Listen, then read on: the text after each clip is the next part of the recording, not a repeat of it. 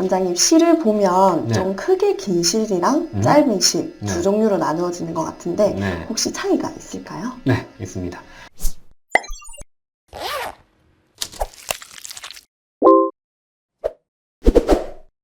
이게 10cm 정도 되는 짧은 실인데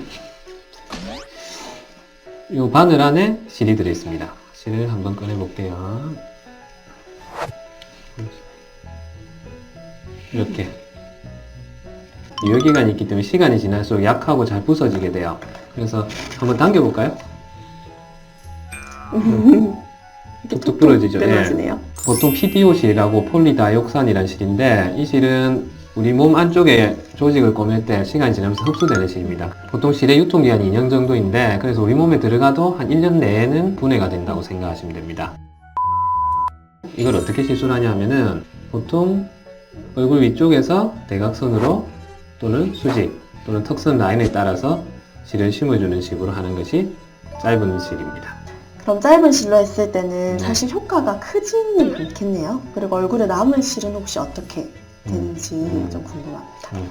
짧은 실 같은 경우는 피부 밑에서 피부 밑으로 고정을 하기 때문에 아무래도 튼튼하게 고정되어 있지가 않겠죠. 그래서 위가 고정되어 있는 형태보다는 약할 수가 있습니다. 그래서 이걸 보완하기 위해서 나온 실이 측두부에 디귿자 형태로 고정을 해주는 실이 개발이 되었습니다. 길게 나오는 실 브랜드인데요. 이 제품이 길게 나와 있는 실입니다. 수영 시장님 여기 한번 본인 관자 쪽 한번 눌러볼까요? 꽉 깨물어 볼까요? 그럼 뭔가 움직이죠, 그죠? 네. 이게 이제 측두근이라는 근육인데 네. 이 측두근 근육에 있는 막이 있습니다. 그 막에다가 실을 걸어주는 거예요. 어떤 식으로 거냐면 아래쪽부터 측두 쪽에 걸어주고 아래쪽으로는 디귿자 형태로 실을 걸어주거든요. 실이 측두 쪽에 걸리는 쪽과 맞춰서 디귿자 형태로 되어 있습니다. 고정해서 당겨주는 거죠.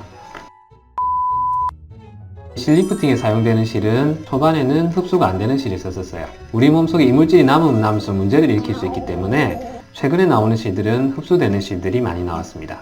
아까 제가 보여드렸듯이 유통기간도 그렇게 길지가 않고 그리고 시간이 흐를수록 약해지면서 분해되거나 흡수되는 실이라고 생각하시면 돼요.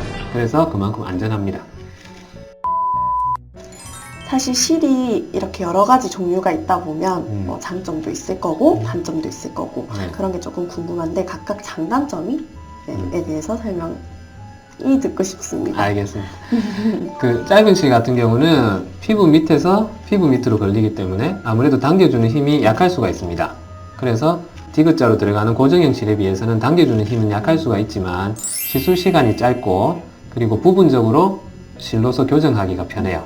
그리고 여러 번 시술하더라도 환자분들이 불편해하는 경우가 많이 없습니다. 고정형 같은 경우는 측두부에 걸어주고 당겨주기 때문에 아무래도 당겨주는 힘이 좋겠죠.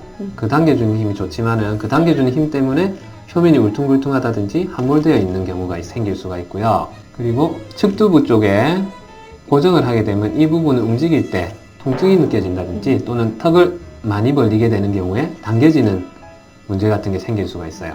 그래서 요즘은 보통 이제 고정형과 그 다음에 비고정형, 플로팅 타입을 병용해가지고 시술하는 경우가 많이 있습니다. 우리가 실 리프팅을 했을 때 너무 강하게 당긴다든지 실을 또는 표면에 너무 얇게 실을 넣으면 어떤 문제가 생길까요?